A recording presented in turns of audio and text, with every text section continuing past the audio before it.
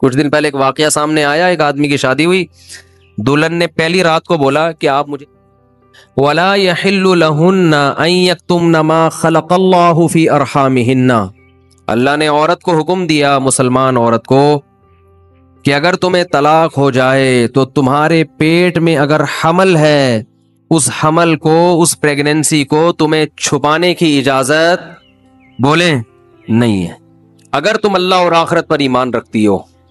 یہ بھی ہوتا ہے آج کل، کیونکہ اس معاملے میں مرد عورت کی زبان پر اعتماد کرتا ہے۔ اگر ایک مرد نے کسی عورت کو طلاق دی، عورت کو اگر حمل ہے وہ چھپا لے گی اور وہ بتائے گی مجھے مینسز آنا شروع ہو گئے، مرد یقین کر لے گا بھائی 3 مینسز گزر گئے، عدت ختم۔ کسی اور مرد سے نکاح کرے گی، اس کو بتائے گی بھائی میری عدت پوری ہو گئی ہے۔ اس بات کا امکان ہے کہ وہ بچہ کسی اور مرد کے کھاتے میں ڈال دے۔ مرد تو نہیں دیکھ رہا کہ واقعی عدت ختم ہوئی ہے، یہ عورت جانتی ہے اور اللہ جانتا ہے۔ تو اس معاملے میں اللہ نے حکم دیا عورت کو کہ وہ خیانت بولے نہیں کرے۔ مردوں کو اللہ نے حکم دیا کہ جب بھی کسی عورت کو تم طلاق دو گے تو اس کا مال چھیننے کی تمہیں اجازت نہیں ہے۔ لا يحل لكم ان تأخذوا مما آتيتموهن شيئا، جو کچھ اس کو دیا ہے نا شادی سے پہلے، ایک دھیلا بھی واپس لینے کی اجازت بولو نہیں ہے۔ آج جہیز بھی جو وہ اپنے گھر سے لائی ہے نا وہ بھی ہتھیا لیتے ہیں، اپنے دیے ہوئے گفٹ تو واپس لیتے ہی ہیں، جو وہ اپنے گھر سے لائی ہے وہ بھی ہتھیا لیتے ہیں۔ یہ سارے قرآن کے احکام ہیں جس کی آج دھجیاں اڑائی جا رہی ہیں، کیونکہ ان احکام کا لوگوں کو علم ہی نہیں ہے۔ لوگ محرم میں کربلا، ربیع الاول میں جو مخصوص بیانات ہوتے ہیں وہ، یعنی سیزن وائز چل رہے ہوتے ہیں ہم لوگ۔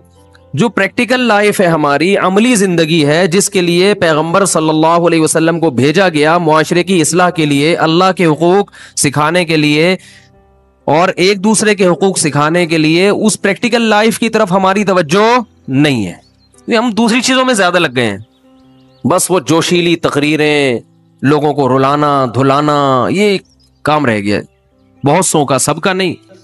اہل حق ہر دور میں رہیں گے۔ تو اللہ نے حکم دیا کہ ڈیورس کے بعد آپ کو عورت سے کچھ لینے کی اجازت بولو نہیں ہے۔ ہاں، خلا کی صورت میں مہر واپس لے سکتے ہو۔ خلا یہ ہوتا ہے کہ مطالبہ عورت کی طرف سے ہو طلاق کا، آپ تو نہیں دینا چاہتے، اچھی بھلی زندگی گزر رہی ہے، اسی کو دماغ خراب ہو رہا ہے اس کا، نہیں مجھے نہیں رہنا، تو پھر اس صورت میں مرد اگر ڈیورس دے تو وہ یہ شرط لگا سکتا ہے کہ میرا خرچہ واپس کرو، خام خواہ میں کیوں کرایا خرچہ۔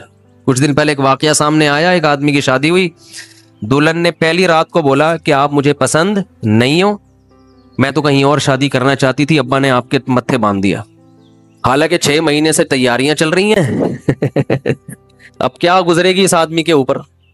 تو خیر اس نے تو اٹھا کے پٹخنا ٹھکائی لگانا شروع کر دی، کمبخت ایک میسج کر دیتی کہ میں راضی نہیں ہوں، میرا خرچہ کرا دیا، پہلی رات کو بول رہی ہے کہ نہیں ٹھکائی لگانی چاہیے تھی، میں نہیں کہہ رہا، لیکن اس نے لگائی ٹھکائی، غلط کیا اس نے۔ تو ایسے موقع پہ بھائی ٹھیک ہے اپنا راستہ لو، میرا خرچہ واپس۔ اب کون رکھے گا ایسی صورت میں؟ چاہتی کہیں اور تھی بھائی تو چاہتی تھی بھی اگر کہیں اور، تو اب بتانے کی کیا ضرورت ہے؟ ہر بات بتائی تھوڑی جاتی ہے، بولو بھائی دل میں بولو چاہتی تو تھی لیکن چلو ہو گئی، اب اسی کو چاہنا شروع کر دیں گے آہستہ آہستہ۔ گدھا بھی اگر آپ پال لینا تھوڑے دنوں میں اس سے بھی محبت ہو جاتی ہے، تو پورا 2 ہاتھ 2 پاؤں کا انسان ہے، تھوڑے دنوں میں اچھا لگنے لگے گا، یہ سوچ کے صبر کر لو۔ پوری رپورٹیں پیش کر رہی ہیں اس کو پوری رپورٹ۔ تو ظلم وہاں سے ہو، مطالبہ وہاں سے ہو، تو پھر آپ واپسی کا، مہر کا واپس مطالبہ کر سکتے ہیں، بھائی جو مہر دیا واپس دو۔ یہ بھی اللہ نے ان آیتوں میں حکم بیان کیا۔ ایک حکم اللہ نے یہ بھی بیان کیا کہ اگر رخصتی سے پہلے طلاق ہو جائے تو پورا مہر نہیں دینا پڑتا، بلکہ آدھا مہر دینا پڑتا ہے۔ 1 لاکھ روپے مہر رکھا گیا تھا، آپ ابھی رخصتی ہوئی نہیں، آپ نے ڈیورس دے دی، تو پورا مہر نہیں ہے بلکہ آدھا مہر ہے۔ اس میں اللہ نے ترغیب دی ہے کہ مرد پورا دے دے تو اچھا ہے، اور عورت کو ترغیب دی ہے کہ آدھا بھی معاف کر دو تو اچھا ہے۔ ترغیب دونوں کو دی جا رہی ہے، چھوڑو بھائی، لیکن حکم بیان کیا جا رہا ہے کہ مرد کو آدھا دینا پڑے گا اگر وہ مطالبہ کرے۔ اور اللہ نے اہم حکم یہ بھی بیان کیا کہ جب عورت کو طلاق دو تو جہاں وہ طلاق کے بعد نکاح کرنا چاہتی ہے اس کے نکاح میں رکاوٹ मत बनो, कबाब में हड्डी बनने की कोशिश मत करो। ये भी ज़माने जाहिलियत में होता था और आज भी होता है। फला तअज़ुलूहुन्ना अन यनकिहना अज़वाजहुन्ना, अगर तुमने छोड़ दिया है उसको, अरब इसको गैरत का मसला बना लिया करते थे कि हमने छोड़ा है तो अब हम कहीं और इसकी शादी नहीं करने देंगे। हमारा माज़अल्लाह यूं कहते थे थूका हुआ माल, जैसे आज भी लोग कहते हैं हम नहीं किसी कहीं इसको निकाह करने देंगे। इससे भी कुरान ने क्या किया? मना किया। और इससे भी मना किया कि अपनी मर्जी से जबरदस्ती उसका निकाह भी मत कराओ तलाक याफ्ता का। यनकिहना अज़वाजहुन्ना, अपने सेलेक्टेड शौहर से निकाह करना चाहती है तो तुम कबाब में हड्डी बोलो नहीं बनो, यानी उसको ये राइट है कि वो जहां चाहे निकाह करे। ये भी खराबी है आजकल, बाज इलाकों में ये खराबी है कि बेवा को या तलाक याफ्ता को निकाह तो करने देते हैं, लेकिन बाज इलाकों में दस्तूर है निकाह हमारे ही खानदान में होगा, आप हमारे खानदान से बाहर नहीं जा सकती। इसको भी कुरान ने क्या किया?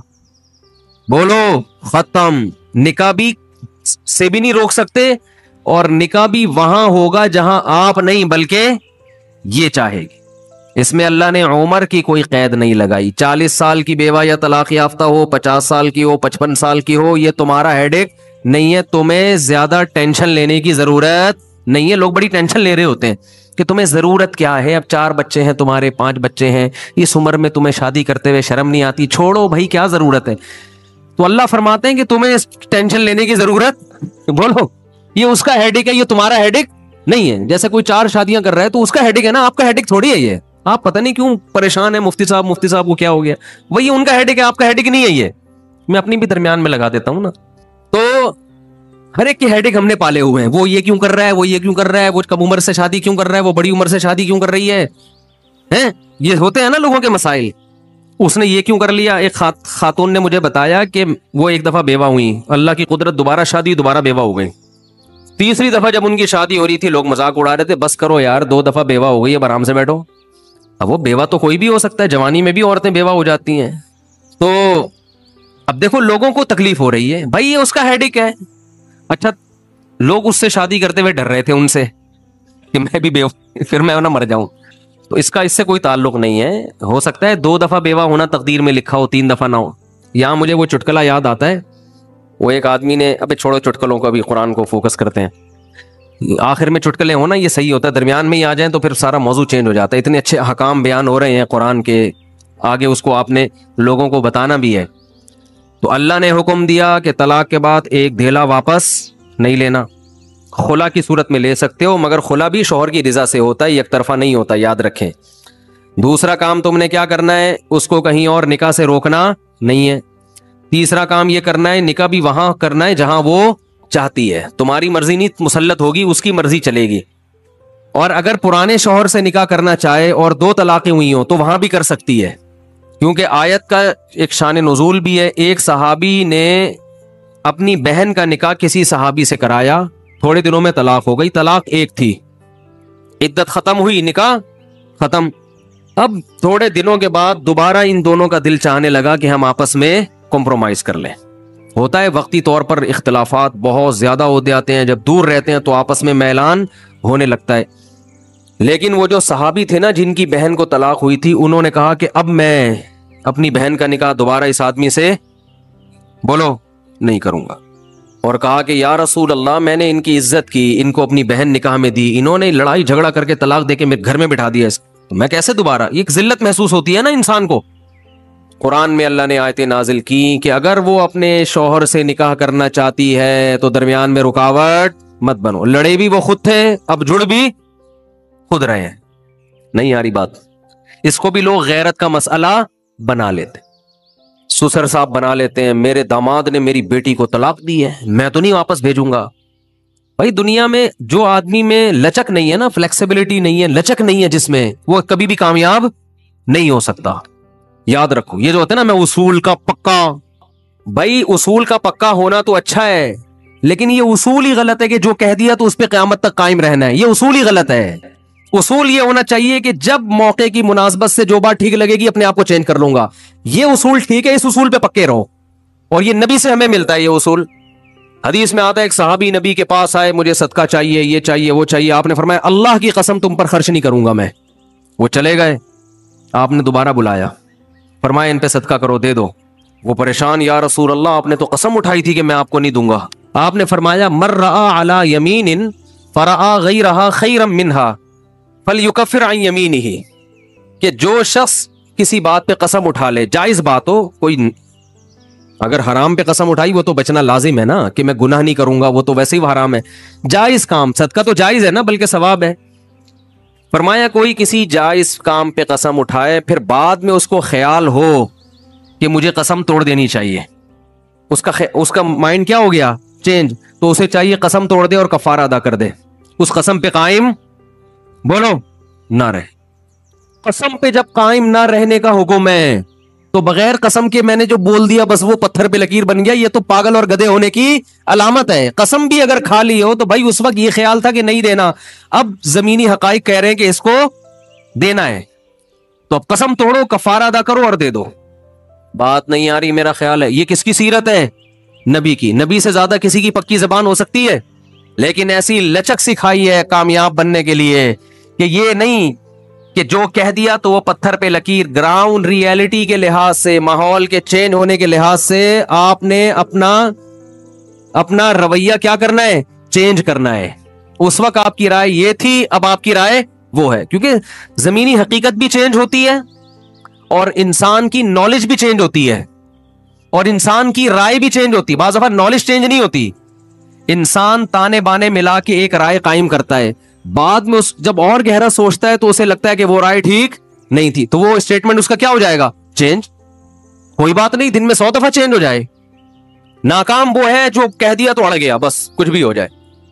اب دیکھو ایک آدمی آپ کو مستحق نظر نہیں آ رہا تھا, آپ نے کہا اللہ کی قسم تجھے میں صدقہ نہیں دوں گا, تو فراڈی ہے. بعد میں پتا چلا نہیں فراڈی نہیں ہے, آپ کو نہیں, میں نے تو بول دیا تھا میں نہیں دوں گا. بھائی اب فراڈی ہونے کی بیس پہ نہیں دے رہے تھے, تو اب پتا چل گیا یہ فراڈی نہیں ہے. بعض دفعہ پہلے بھی پتا تھا فراڈی نہیں ہے, اب بھی پتا ہے نہیں ہے, لیکن پہلے خیال تھا کہ نہیں دینا چاہیے, اب خیال ہے کہ دے دینا چاہیے, تو رائے چینج کر لو. بہت مشکل ہے. اور گھریلو جھگڑوں میں تو میاں بیوی کی طبیعت میں اگر لچک نہیں ہے نا, 4 دن بھی ان کا رشتہ نہیں چل سکتا. یہ تو مجھ سے ابھی لکھوا کے سگنیچر انگوٹھے لگا لو, جیسے سبزی والے نے ٹھپے لگائے تھے انگوٹھے کے, انگوٹھے لے کے گھوم رہا ہوں. لیکن آپ انگوٹھے نہیں, آپ مجھے پکڑ لینا, میں کہاں بھاگوں گا. وہ جب بھی انگوٹھے کی بات آتی ہے مجھے وہ سبزی والا یاد آتا ہے جس کو میں نے بزنس کے لیے پیسے دیے تھے, اور اس نے ایمانداری میں اسٹیمپ پیپر پہ اپنے انگوٹھے لگا کے دیے تھے. جب وہ پیسے لے کے بھاگا تو 3 سال میں نے وہ انگوٹھے سنبھال کے رکھے. اب لوگ مجھے کہتے ہیں نا وہ فلاں آدمی کو میں اتنے کروڑ روپے دے رہا ہوں تو اتنا ایماندار ہے, میں تو اسٹیمپ پیپر پہ لکھوا رہا ہوں اور انگوٹھے بھی لگوا رہا ہوں. میں کہتا ہوں یہ انگوٹھوں کا تذکرہ میرے سامنے مت کیا کرو, انگوٹھوں سے کچھ بھی نہیں ہوتا. بندہ اگر 2 نمبر ہے, اسٹیمپ پیپر بکری کو کھلا دینا, کسی کام کا نہیں ہے یہ اسٹیمپ پیپر, عدالت سے بھی نہیں نکلوا سکتے. سمجھتے ہو, لکھوایا کرو ضرور, لیکن اس سے ہوگا کچھ بھی نہیں. عدالت انگوٹھا دیکھ کے بولے گی بس ٹھیک ہے انگوٹھا, اب انگوٹھے کو پکڑ کے جیل میں ڈال دو, بس انگوٹھے کو دیے تم نے پیسے, بندہ تو پکڑائی میں آئے گا ہی نہیں, آ بھی گیا تو کچھ بھی نہیں کر سکتے. عدالت کہے گی دیے کیوں تھے. تو پیسہ دینے سے پہلے 100 دفعہ سوچا کریں. خیر, تو کیا بات چل رہی تھی, ابے انگوٹھے کی بات کہاں سے آئی. ہاں, لچک پیدا کرنا چاہیے. میاں بیوی کا رشتہ تو ایسا ہے کہ اگر آپ کہنے نا کہ جو میں نے کہہ دیا بس وہ کیا ہے, آرڈر از آرڈر, تو بھائی اس کا مطلب آپ میدان جنگ میں کھڑے ہوئے ہیں, دشمن کی فوجیں آپ کے سامنے, اور آپ ایک فوج کی کمانڈ کر رہے ہیں کہ گولی چلانے کا آرڈر دیا تو کیا کرنا ہے. یہ گھر ہے, یہ میدان جنگ بولو نہیں ہے. یہاں آپ کا اسٹائل یہ ہونا چاہیے, آپ نے بیوی کو آرڈر دیا, گراؤنڈ ریئلٹی یہ کہہ رہی ہے کہ بھائی میرا روب اس پر بیٹھا ہوا ہے اور وہ پکوڑے بنا کے خود ہی کھا رہی ہے, آپ کو ایک لقمہ بھی نہیں کھانے دے رہی. آپ غصے میں آئے, آپ نے کہا بیگم مزید پکوڑا اگر کھایا نا تو گراؤنڈ ریئلٹی کہہ رہی ہے کہ اس دھمکی سے یہ پکوڑے کھانا چھوڑ دے گی نا. لیکن آگے اس کا ایٹیٹیوڈ آپ نے دیکھا, اس نے کہا تو کیا کر لے گا, فوراً وہ کرچلی اٹھائی, تو کیا کر لے گا, فوراً لچک پیدا کرو. بولو تو صبر کروں گا اور کیا کروں گا. یہ کامیاب, یہ گھر کیا کیسے چلے گا, یہ رشتہ جوڑا رہے گا. اگر آپ نے اس کے ایٹیٹیوڈ دیکھ کے, اس کی پیشانی پہ سلوٹیں دیکھ کے اپنی دھمکی کو واپس نہیں لیا تو یہ گھر کیا ہوگا, پکوڑے تو کھا لو گے آپ, لیکن آپ کے بچوں کی ماں مارکیٹ سے شارٹ ہو جائے گی. تو اس میں گھر کے اندر کا اصول لچک کامیاب آدمی وہ، ہاں ناقابل برداشت کوئی معاملہ ہو جائے تو ایک الگ بات ہے۔ تو اللہ نے کیا حکم دیا کہ اگر ڈیورس ہو گئی ہے پھر دوبارہ ملنا چاہتے ہیں تو کباب میں ہڈی بولو مت بنو، ملنے دو ان کو، کوئی مسئلہ نہیں ہے۔ ہاں یہ قرآن نے کہا ہے کہ اس شرط میں ملیں کہ ان کا اپنے بارے میں یہ خیال ہو کہ دوبارہ وہ جھگڑے نہیں کریں گے، ایسا نہ ہو ملتے پھر وہی ٹینشنیں شروع کر دیں، اب دوبارہ اپنی اصلاح کر کے آئیں کہ بھئی اب ان ماضی کے قصوں کو چھیڑنا نہیں ہے۔